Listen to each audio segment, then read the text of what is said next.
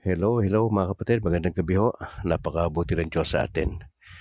And we would like to thank God for the opportunity ho na meron tayo. Salamat sa opportunity na nagkita ho tayo tonight.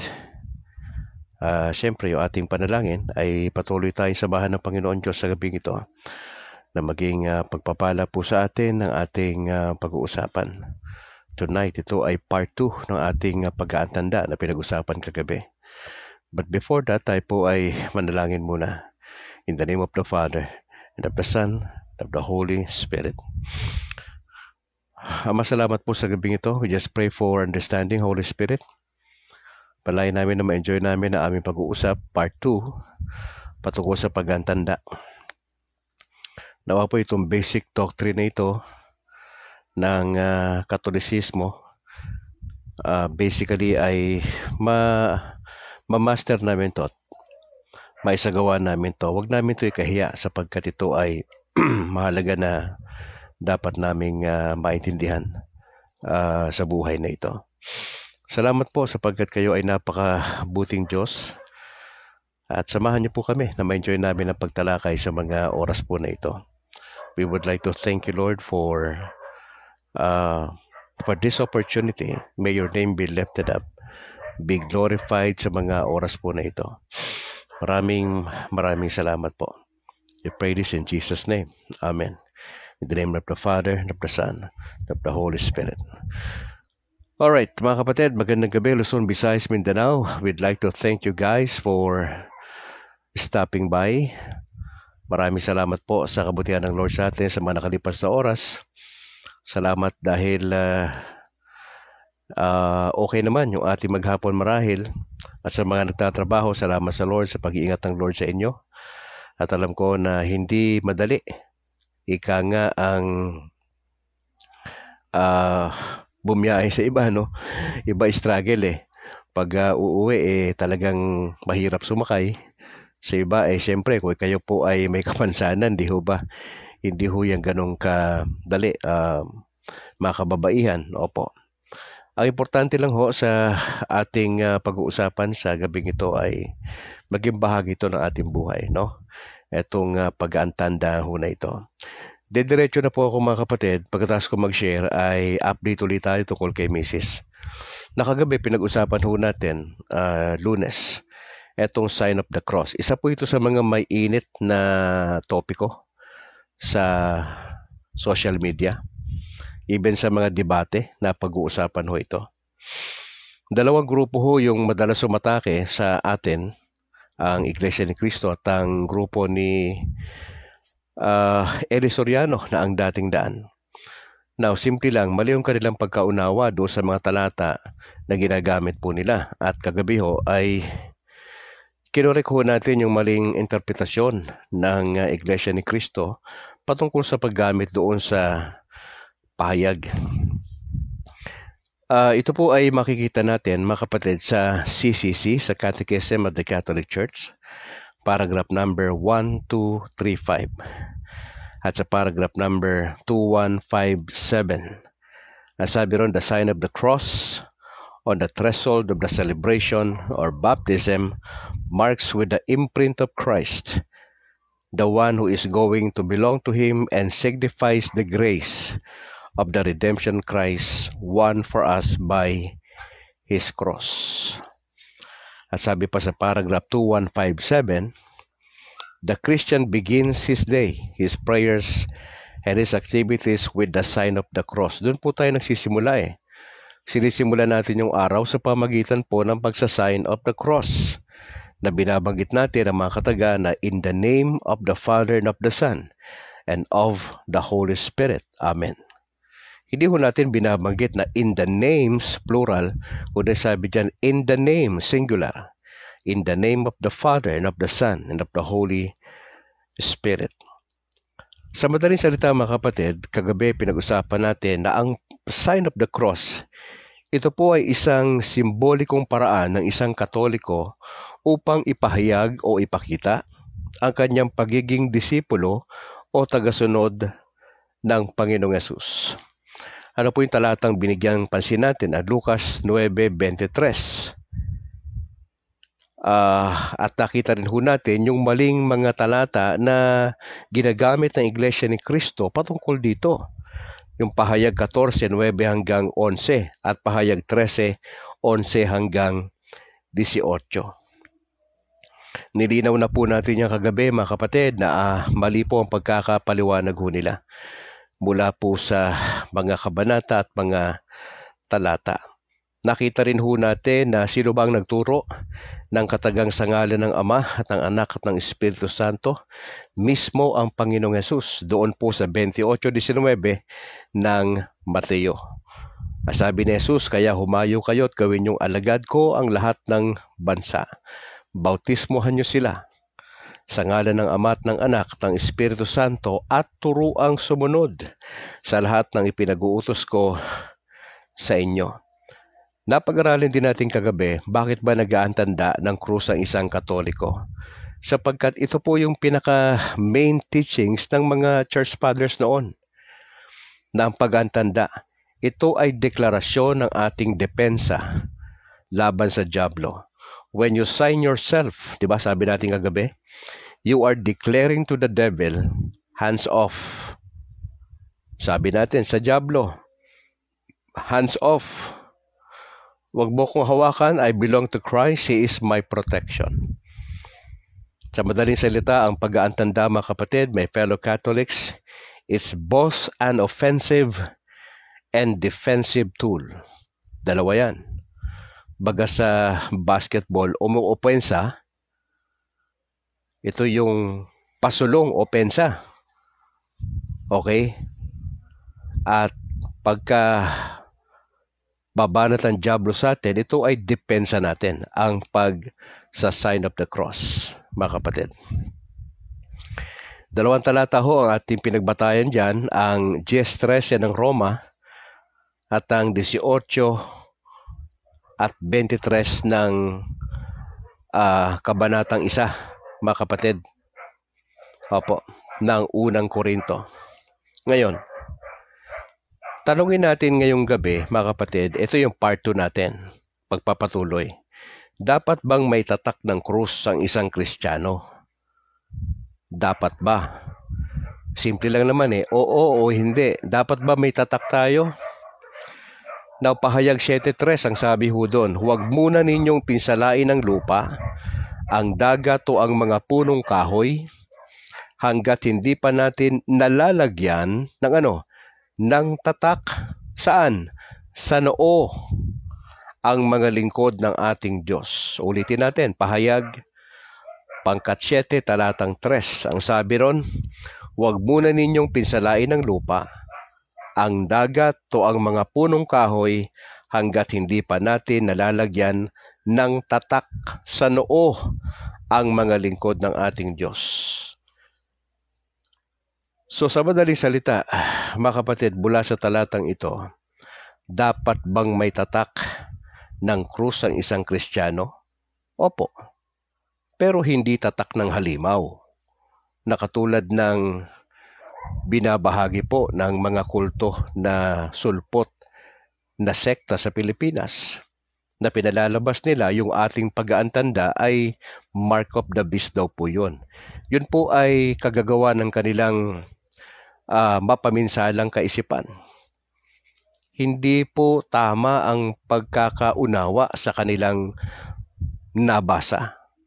Ang nangyari sa kanila, mali yung kanilang basa, mali yung pagkaunawa, mali ang pag-i-interpret, at mali po yung application. Yan po yung 4 na proseso Pagka nagbasa ka ng Biblia at mali ang basa mo, automatic yan. Pag nagsimula ka sa number 1 step, number 2, number 3, number 4 steps, mali ka na lahat doon. Kaya magsisimula yan sa tamang basa. Tayo po, nag-aral naman po tayo ng hermeneutics Na master na po natin yan Opo, nung tayo'y pastor pa. Matagal na taon tayo nag-aral po niyan. Paulit-ulit po nating minamaster yan. At sa aming pag-aaral po, pag once na ikaw ay pumalpak dyan sa unang hakbang, pag mali ang basa mo, mali ang pagkaunawa mo. Pag mali yung pagkaunawa mo, apektado yung pag-i-interpret mo, yung pagpapaliwanag. Therefore, kung mali yung interpretation mo, mali ang iyong application. Ganun kasimple, mga kapatid. Kaya ho, ito lang masasabi ko sa inyo, mga fellow Catholics. Maging maingat po tayo sa ating nababasa sa Biblia. Okay? Mapanganib pagka mag-isa ka nagbabasa niya nang wala kang pumapatnubay sa iyo na pare, na walang pumapatnubay sa iyo na matagal ng Kristiyanong seryoso sa salita ng Diyos. Dapat may pumapatnubay sa iyo na kabisado ang Catechism of the Catholic Church. Tayo, hindi natin kabisado pa yan kaya tayo nagsusumikap Kaya kung may mga tanong tayo, kinukonsulta natin ang Biblia. Ikalawa, kinukonsulta natin yung Catechism of the Catholic Church. Pangatlo, nagtatanong tayo sa mga pare. Ikaapat, nagtatanong ako sa aking mga fellow CFD. Ano ba ang turo ng simbahan? Yun Hindi yung ano yung turo ng pare. Hindi ho. Ano turo ng simbahan? Siyempre, i-refer ka lang naman nila doon sa Catechism of the Catholic Church. Opo. At meron pa tayong canon law na binabanggit. Maganda hong pag-usapan din minsan yan. Ano ba laman yan? Ngayon, bakit dapat may tatak sa noo ang isang Kristiyano? Bakit? Pahayag 9:4. Ipinagbilin sa kanila na huwag sirain ng mga damo, punong kahoy o anumang halaman. Ang mga tao lamang na walang tatak ng Diyos sa noo ang maaari nilang saktan. Kung susundan mo yung lohika na itong pahayag pangkat 9, ang pwedeng saktan ay yung mga walang tatak sa noo. Ngayon, tatanong nyo ano ba yung tatak sa noo, Brad Calix? Ezekiel 9:3-6. Ang sabi po doon, sinabi sa kanya ng Panginoon, lumibot ka sa lungsod, lumibot ka sa Jerusalem at tatakan ng krus ang mga noo ng mga taong humihibik at umiiyak, dala ng lahat ng kasuklam-suklam na bagay na ginagawa sa loob ng lungsod. Patayin niyo ang matanda, binata, dalaga, bata at babae hanggang sa malipol ang lahat. Subalit, huwag niyong galawin ang sinumang may tatak na krus. Yan po ay sali ni Monsignor Jose Abriol doon sa Ezekiel 9:3-6. Ano pong dapat tatak meron ang tao? Tatak ng krus. Binabanggit po rito, tatatakan ng krus ang mga noo ng mga taong humihibik at umiiyak, dala ng lahat ng kasuklam-suklam na bagay na ginagawa sa lungsod. At ang sabi, utos ni Ezekiel, patayin niyo ang matanda, binata, dalaga, babae, bata at babae hanggang sa malipol ang lahat.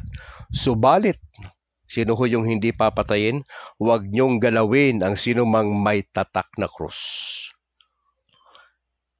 And mark cross on the forehead, but do not touch anyone with a cross on his forehead.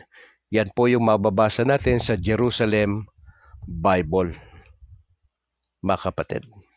Ngayon, bakit dapat gawin ng isang Katoliko ang laging pag-aantanda? Ano nga ba? Bakit ba meron? Bakit ba dapat bahagi ito ng ating pagkatao, ang pag-aantanda? Now, may kahulugan po ito, mga kapatid. Una, the sign of the cross, number 1, is a confession of faith. Ipinapahayag natin ang ating pananampalataya. When we sign of the cross, pag tayo po ay nag-aantanda, inihahayag natin yung ating pananampalataya. Pangalawa, a renewal of baptism. Alam naman natin yung baptism, mahalaga sa Katoliko yan. Yun po yung entrance. Hindi natin pwede mag-enjoy yung iba pang mga sakramento sa simbahang Katoliko malibang dumaan ka dyan, ang individual sa bautismo. Diyan nagsisimula lahat. Hindi ko nga ho namalayan Ako pala yung 1970 na Nabinyagan na po tayo eh. Di ko alam. Lately ko lang nalaman nung magkakatoliko na ako eh. Sabi nung nanay ko eh, alam mo anak, nung bata ka, 1970 nung isinilang ka, December 3. 2 weeks after nung pagkasilang sa'yo, hindi mo pa nga maigalaw yung ano mo, hindi mo pa makontrol yung iyong ulo. Oo, sabi nung nanay ko, nagdesisyon kami na pabinyagan ka na. So sa madaling salita, sa konteksto ng Catholic Church, Kristiyano na si Brad Calix, 1970 pa. Ngayon, sa konteksto ng Protestante, kailan nagiging Kristiyano sa Protestante at born again? Kapag tinanggap mo si Kristo. Tanong, Brad Calix, kailan mo ba tinanggap si Kristo?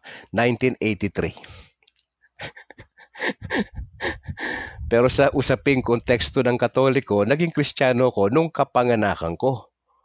1970, sa konteksto ng Katoliko.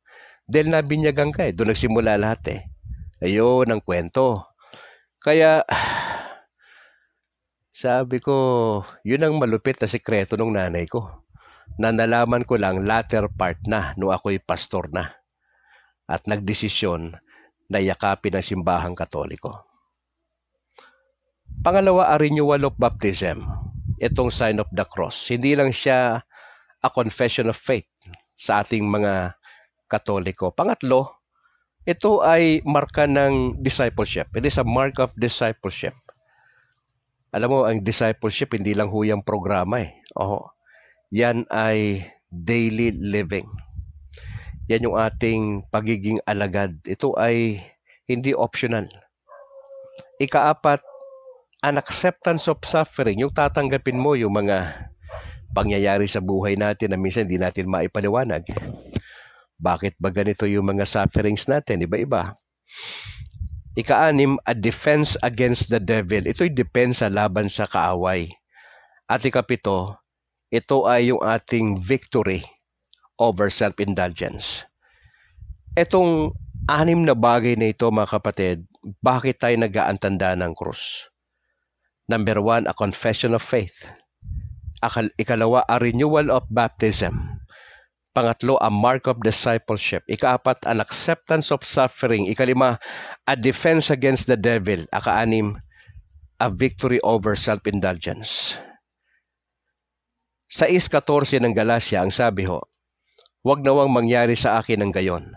Ang krus lamang ng ating Panginoong Jesucristo ang siya kong ipinagmamapuri, sapagkat sa pamagitan ng kanyang krus, ang sanlibutan ay patay na para sa akin at ako'y patay na para sa sanlibutan.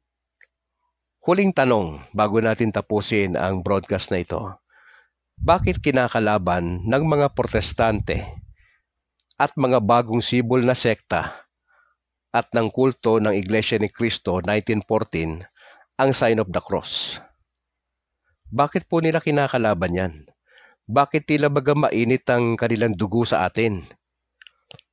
Di ho ba, pabiro ko nga sinasabi sa inyo kagabi. Simple lang, ba't mainit ang ulo nila sa atin? Wala kasi sila niyan. Wala sila niyan. Naiinggit lang yan sila sa atin. Kaya kung batikusin tayo, ganun-ganun na lang. Sa atin kasi sagrado po yan eh, mga kapatid. At meron pong kahulugan.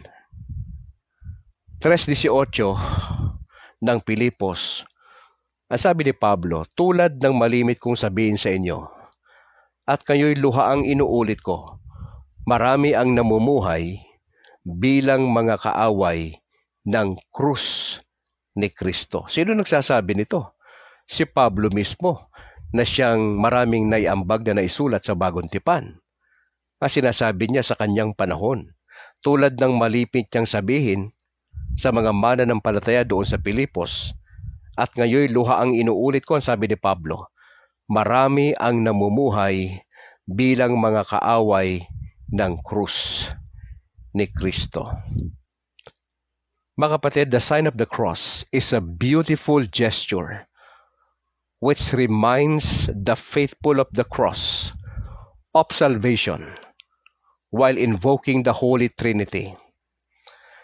Mga kapatid, technically, the sign of the cross is a sacramental, a sacred sign instituted by the church, which prepares a person to receive grace and which sanctifies a moment or circumstances. Kaya nga ho yung ating pag-aantanda, sagrado ho yan. Tatlong daliri na magkakasama na simbolo ng Ama, Anak at ng Espiritu Santo. Sa ngalan ng Ama at ng Anak, ng Espiritu Santo. Sa Ortodokso, baliktad eh. Sa ngalan ng Ama, ng Anak, studying kaliwa, tapos pakanan. Sa kanila, kanan, pakaliwa, sa Orthodox. Mga kapatid, I hope naging maliwanag po ba't natin ito ginagawa. Hindi ito kakatawanan. Hindi ito dapat baliwalain. Especially kung nasa public place tayo. Bago tayo kumain, nag-aantanda tayo eh. 'Di ba?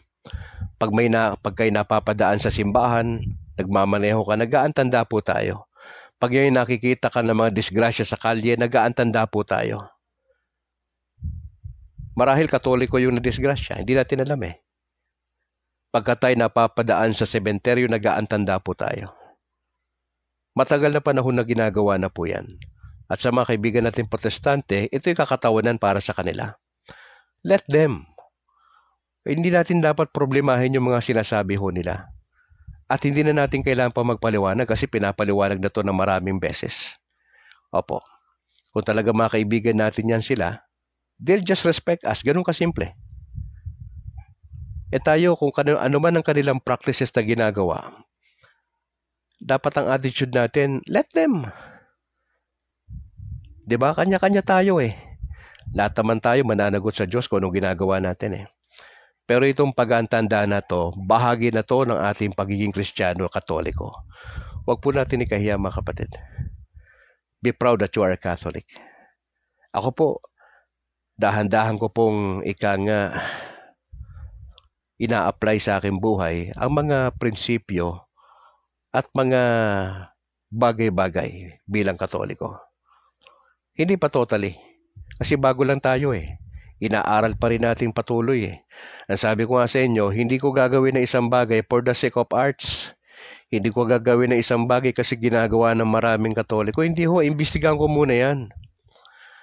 Dapat ako mismo kumbinsido kasi inaral ko yung isang bagay bago ko gawin. Hindi ako susunod sa marami kasi ginagawa ng karamihan. Hindi ho. Hindi ho. Pag-aralin ko muna yan. Tatanong muna ako, dapat makumbinsi ako personally. Kasi kung hindi ako kumbinsido, yung mga susunod po sa akin, ganun lang din ho yun eh. Bakit kayo gumagawa ng ganyan? Ba't kayo nagmimisa? Ba't kayo dumadalo ba't kayo nagtitirik ng kandila? Etc. Dapat kumbinsido ka na tama yung pinaninindigan mo. Hindi yung sumasabay ka lang sa agos. Hindi mo pwede sa akin sabay sa agos eh. Hindi ho eh. Aralin ko yan. Kung tama yan, gagawin ko yan. Pagka mali yan, hindi ko gagawin yan. Ganun kasimple. Kaya ho, one at a time kay Brad Calix, dahan-dahan. Nagjo-journey po tayo, mga kapatid. Dahan-dahan lang po tayo. Huwag po kayong mainip. Bago lang po tayo. Huwag kayong mainip. At yung mga kapatid ka nating nagko-comment sa akin, sinasabi ko, inahamon ko, saan mo nakita yan? I-prove mo sa akin yan. Huwag mo sabihin dahil sinabi ng pari na gano'n. I-prove mo sa akin. Mag-ano tayo ng utak. Ipakita mo sa akin yan. Dapat makumbinsi mo ako. Pag hindi mo ako makumbinsi, mahirapan tayo dyan. Opo. Ganun po tayo. Hindi dahil ginagawa ng marami gagawin mo. Hindi. Dapat makumbinsi ka na yung gagawin mo tama.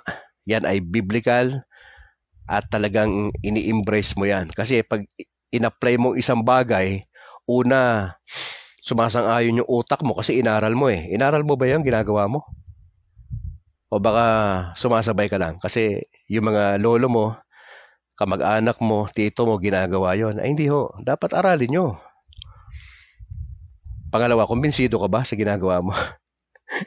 Mahirap yun eh, kapag hindi ka kumbinsido, pagpuprosesyon, di ba? O, kumbinsido ka ba na tama yan? O baka sumasama ka lang dyan for the sake of arts. Wala talaga sa loob. Pag tinanong ka, hindi mo madepensahan. Yun, delikado yun. Kaya medyo maingat ako sa ganyan. Dahan-dahan lang ako, kailangan masiguro ko yan bago ko gawin ang isang bagay. Tatanungin ako, ba't hindi mo ka nagagawa to, Brad Calix? Simple lang. Inaaral ko eh. Hindi ako basta sumusunod. Aralin ko yan. Kung makumbinsi ako dyan, maraming pari sa akin magsasabi niyan, ganito yan, Brad. Sila Monsignor, ito sinasabi, lalo na si Bishop, magpapaliwanag sa akin yan. Mas sino ba naman tayong layman na hindi susunod? Hindi tayo. Susunod tayo. Kaya lang inaaral mo eh. Kaya yun ang hamon ko sa inyo, huwag basta sumunod. Aralin, tignan. Pag-aralan. Kasi pagkakumbinsido ka, sa sign of the cross nga eh. Dito lang basic eh. Tanong, pag natanong kayo, kaya mo yung depensahan? Ba't yung ginagawa yan? Kaya nyo yung depensahan? May talata kayo? Yun na sinasabi ni Brad Calix. Hindi natin kailangan makipag-away. Maitanong ka lang ng mga protestante, ba't nyo ginagawa ito isang bagay na ito? Explain mo ng proper. Tanggapin nila, hindi mo nasagot yun. Kung tanggapin nila yung paliwanag mo, ang mahalaga lang doon, na-explain mo. Brad, kasi ganito yan eh. Yan kasi tingin namin sa ganyan. Ito ang paliwanag namin dyan. Of course, hindi na tatanggapin yun. Ganun kasimple. Pero at least may konti kang paliwanag. Importante o yan. Alright, alas 8:59, kaibigan. Bukas ng gabi, pag-usapan natin yung isa sa pinakamainit na issue. Lagi itong nakikita ko to sa debate, no? Sa social media, sa mga masyadong maiinit, kumukulo yung dugo sa atin. Lagi nilang binabalik yung issue na sumasamba raw tayo sa rebulto. Pag-usapan natin bukas ng gabi, totoo ba? Totoo ba na sinasamba ng Katoliko ang rebulto? Anong paliwanag ng simbahan dyan? Yun, dapat malaman natin yan. Paulit-ulit na kasi yan eh, sirang plaka na tayo dyan. Maraming beses na pinag-uusapan yan. Ba't hindi matapos-tapos, Brad Calix? Kasi inuungkat. Pag natalo sila sa debate ng Katoliko, panibago mukha naman dumidebate. Hindi kasi nila matanggap eh. Hindi nila matanggap yung paliwanag natin. Ganun kasimple. Hindi nila matanggap.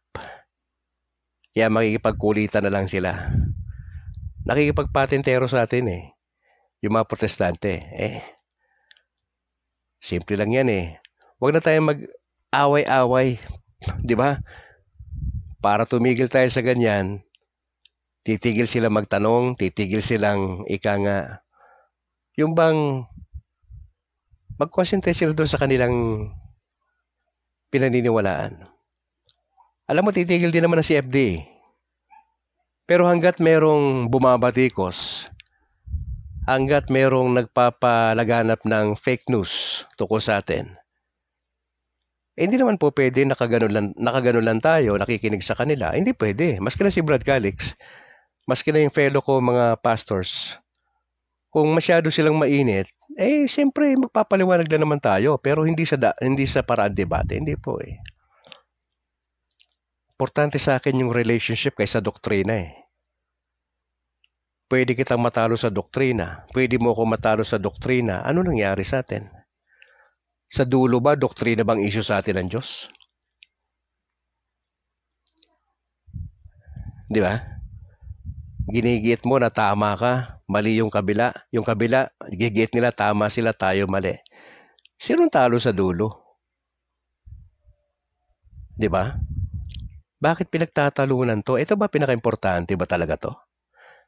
Kaya lang kailangan natin itong aralin, bigyan ng pansin, kasi nga po, kailangan.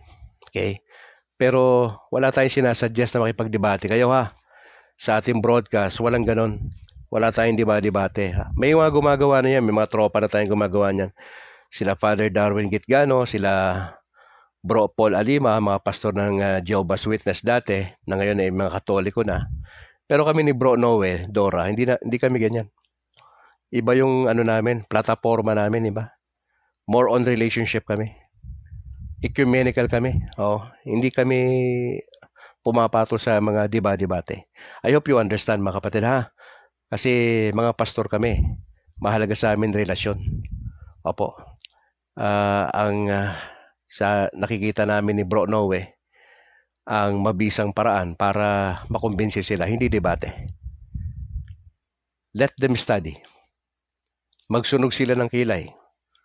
Tignan natin. Palitan ng discussion. Yun yung mga makakatulong sa kanila. Personally, inaral nila sila nakumbinsi. At mas powerful yun. Kasi nakumbinsi sila. Bakit? Inaral nila kaysa yung napahiya dahil sa debate. Pero hindi natin sinasabing mali yung pagdidebate sa isang banda o walang silbi. Meron. Pero sa aming perspective ng mga pastor na naging Katoliko, hindi yan ang paraan namin. Hindi yan ang nakikita naming paraan. Opo. Alright.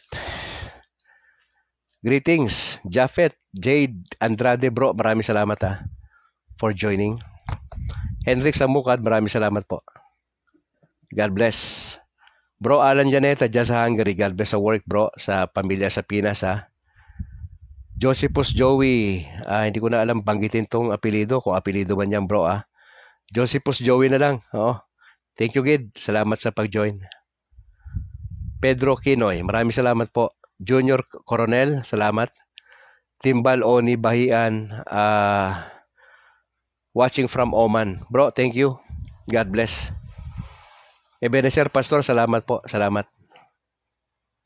Attorney Wenki, maganda po yung tanong kaya lang ayaw kong anuhin yan dito. Maganda po siguro magkaroon lang tayo ng discussion group. Especially kung may pari tayong kasama para maipaliwanag po yun ng mabuti. May mga kaibigan tayong mga nagtatanong dito. Mga naman. Mga legit naman tong tanong. Abogado po ito, by the way. Mga kaibigan natin to. Attorney, gawan po natin ng paraan para ma-fully satisfied po kayo. Alam ko naman meron pong tamang tao na sasagot sa inyo, attorney. Opo. Si Nathan Rosiligan, maraming salamat for joining. Opo. God bless. Aika Ekat, salamat.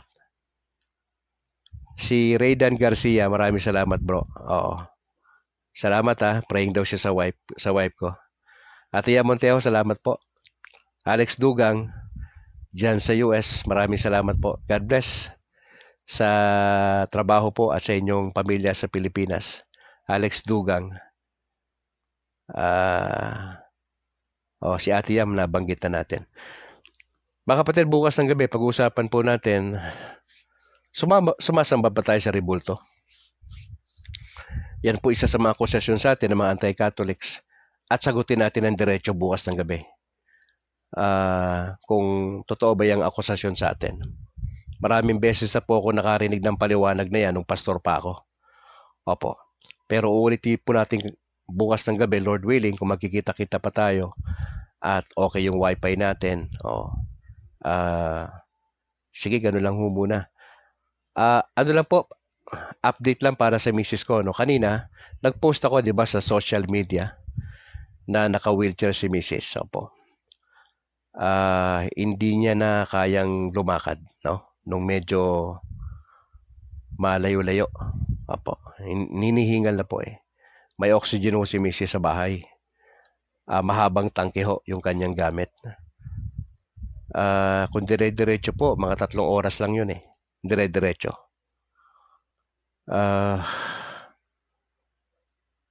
Ipagdasal ho natin kasi dun sa resulta ng lab test niya kanina, yung kanyang creatinine ba tawag doon? Medyo mataas Pero the rest, okay naman. Saktuhan lang. Bibisita po kami sa kanyang doktor, follow-up. Sa mga next week po siguro. Depende sa schedule kasi online ho ngayon ang schedule sa Corazon Locsin, mga kapatid Online po lahat, hindi na inaano yung walk-in. Pagdasal nyo na makapasok kami itong pecha na to ng March para maasikaso si Mama for possible chemotherapy. Ano po ang purpose ng chemotherapy? Kasi lumalaki naman yung tiyan ni Mrs. So, yung pagkain niya, yung dinudurog, no? May tawag doon eh, oo. Attorney, di ba, may tawag doon eh. Osteo, o parang ganoon eh. O basta nadurog yung pagkain na iba't ibang mga prutas, tapos may konting may isinasamang formula nung na-picture natin, no? O yun po yun, medyo magastos. Opo. Kaya nga ho, ang sabi natin dun sa caption natin na mag-provide ang Lord, no, ng kanyang mga pangangailangan. Pagdasal natin, medyo hirap si Mrs. matulog kasi kung babaling siya sa kanan, kaliwa, masakit yung kanyang tiyan. Kasi may dalawang butas yung kanyang yung kanyang tiyan may dalawang butas, isang malaki na kung saan dun lumalabas yung kanyang tas merong isang maliit na butas. Okay, tapos may tubig yung kanyang baga eh. May recommendation na bubutasan yung likod, pero hindi kami pumapayag. Sana makuha lang sa yung mapapalabas lang doon sa kanyang pag-ihi. Opo. So yun po yung mga kapatid, yun po yung sitwasyon ng aking may bahay. Salamat sa inyong dasal, na-appreciate namin yan. At medyo madugo lang po talaga yung yung daily na pag-sustain. Siguro kailangan ko rin ito sabihin sa inyo para at least aware kayo, mga kapatid. Alam niyo naman si Mrs., di ba, na public school teacher siya, na for the past 2 years po, yung sitwasyon niya ganito.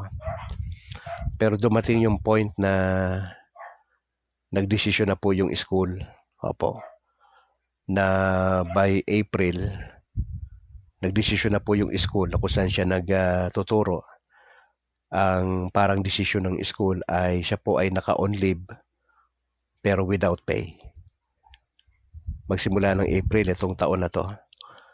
So, ibig sabihin niya mga kapatid, kung siya ay naka-leave, hindi naman siya tinanggal sa serbisyo, naka-leave siya dahil sa kanyang sitwasyon, pero yung epekto nito na wala siyang sweldo, mabigat yon para sa kanya at para sa amin. So, ang isa po sa mga urgent na request ay magsimula po ng April onwards, yung daily sustenance hindi lang ng misis ko kundi yung pamilya namin per se. Wala po akong trabaho ako po yung full-time na pastor na naging Katoliko. So, kung merong magbibigay, meron tayo.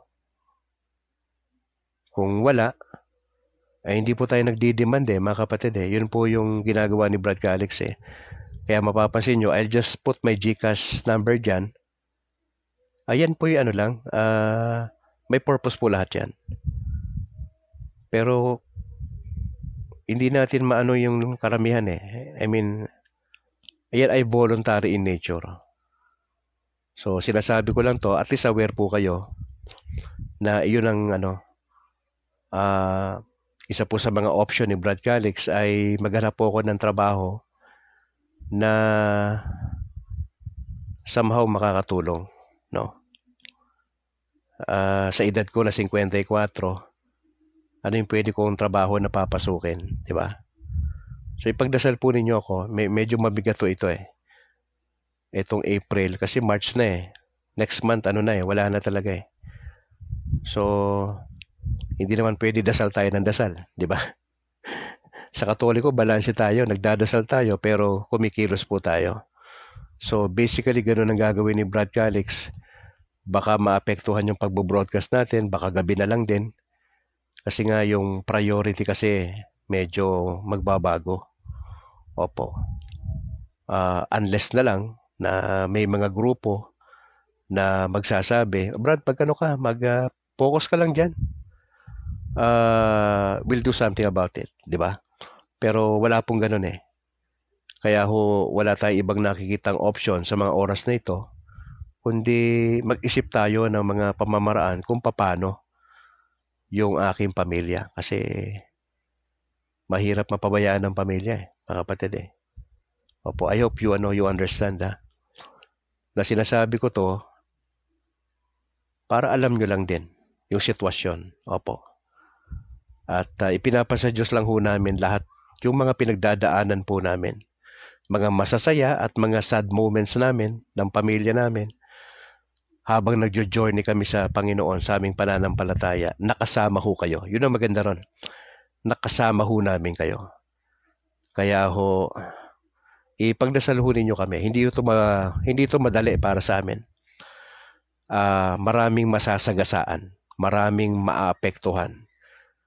Yung mga anak ko, yung pag-aaral nila, buti na lang pabakasyon na, di ba? April, oo. Basta bahala na si Lord. Sinabi ko lang sa inyo. At least may idea po kayo sa inyong prayer. Okay. So maraming salamat mga kapatid for praying for us. Na-appreciate po namin yon. Even yung mga pastor na kasama natin, sila Attorney Wen. Maraming salamat sa tropa ho ninyo at sa mga kasamahan natin na patuloy na nagdadasal po para sa amin. Alright. Bukas, Lord willing, magkikita po tayo bukas. Hindi ako sure. Hindi ako sure, pero pag nakita ninyo ako ng umaga, doon lang yon. So, sa mga moment na to, mahirap mag-promise na bukas meron. Depende po, depende. Hindi pa tayo magaling sa trangkaso po natin eh. Open on na po yung trangkaso natin. 1 linggo na ako. Pero umiinom naman tayo ng gamot. Pero talagang kailangan makabawi, no? Pagdasalan po natin. Hanggat yung boses natin okay pa ako. Pero pagka nag-iiba na yung boses ko, talagang palagay ko kinakailangan ulit talaga magpahinga. Okay. Sige po, tayo manalangin. In the name of the Father, and of the Son, and of the Holy Spirit. Aba, salamat po sa gabing ito. Maraming salamat sa pag-aantanda ng krus. Sagrado to sa amin bilang Katoliko. Huwag namin itong ikahiya. Marami nang umaatake rito. Hindi ito mawala-wala sa usapan. Pero sa amin, mahalaga to. Sagrado ito. Hindi man nila tatanggapin yung paliwanag namin patungkol dito. Hindi na bale.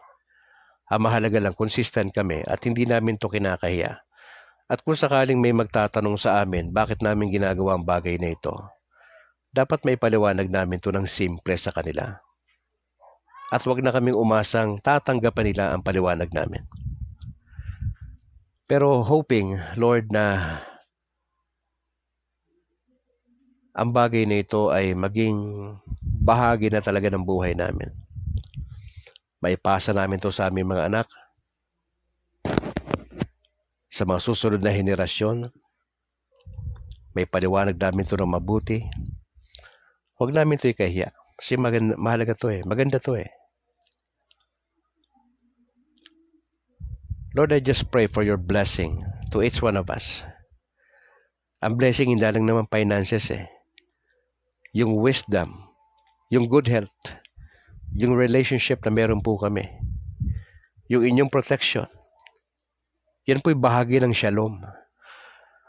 I just want to declare shalom to each one of us tonight na nandito sa broadcast at yung hahabol pa. At sa lahat ng mga kabrad nationwide, sa lahat ng Catholic community, Lord, we would like to declare shalom sa aming Santo Papa kay Francis. Complete recovery sa kanyang karamdaman. Sa lahat ng mga kardinal, sa lahat ng mga monsenyor, archbishop, bishop, sa lahat ng mga kaparian, sa lahat ng mga deacons, sa lahat ng mga layman, sa iba't ibang apostolates na meron po kaming na ginagalawan namin sa loob ng parokya. Samahan nyo kami. Gamitin itong broadcast na ito na ma-challenge sa mga Katoliko na magkaroon ng panibagong buhay, pag-asa, na maging totoo yung tema namin for this year na Pilgrims of Hope. Lord, maraming salamat dahil napakabuti nyo sa amin. Sa pagtulog namin mamaya, loobin nyo na kami magigising bukas para sa panibagong hamon ng buhay. Lord, pagpapalaan nyo yung mga OFWs namin. May makasama kami sa broadcast na nasa iba't ibang bansa. Dalangin namin ng inyong proteksyon, gabay sa kanilang mga employer, maging kanilang mga relasyon, kanilang mga pamilya sa Pilipinas, ingatan po ninyo. Lord, bahala na po kayo sa bawat kaparian sa Pilipinas na magpatuloy silang masigla sa kanilang ginagawa, bagamat may mga reshuffling na nangyayari sa iba't ibang parokya. Okay lang yun. Ang mahalaga po ay ang mga parishioner, kami, na mga layman, ay nakikipag-isa. Meron kaming unity na itulungan ang kaparian na maisagawa yung kanyang ministry. Na si Kristo ang sentro. Lord, salamat po sa gabing ito. Masaya kami sapagkat alam namin nandiyan kayo para kami samahan. Just want to thank you, Mama Mary, for interceding for and with us. Maraming salamat po. Maraming salamat. We pray this in Jesus' name. Amen. In the name of the Father, and of the Son, and of the Holy Spirit. Mga kapatid, maraming salamat for joining. Pakishare po yung ating video, mga kapatid. At don't forget, mga kapatid, na to follow us dito sa Brad Calix. At yung ating YouTube channel sa State of Grace TV. Opo. Paki-share po ninyo, mag-subscribe po kayo doon sa mga tropa natin sa outside ng Philippines at sa iba pang mga Catholic community nationwide. Paki-share po natin para malaki may tutulong nito sa ating pagbo-broadcast later on. No, yung ating YouTube channel, State of Grace TV ni Brad Calix. Kaya maraming salamat po sa mag-share ng ating mga videos. Tuloy nyo lang na-encourage po tayo sa ginagawa nyo at maraming salamat sa inyong mga panahon, mga kapatid. Sa ngalan po na aking may bahay na si Annalyn Ledesma Calixtro at yung aming dalawang anak na si James Philip at Alana Grace. Ate Rosa Tadeo, maraming salamat po mula dyan sa Hong Kong. God bless. God bless. Brad Calix mula rito sa Negros Occidental. To God be the glory. Ingat po kayo. And bye for now.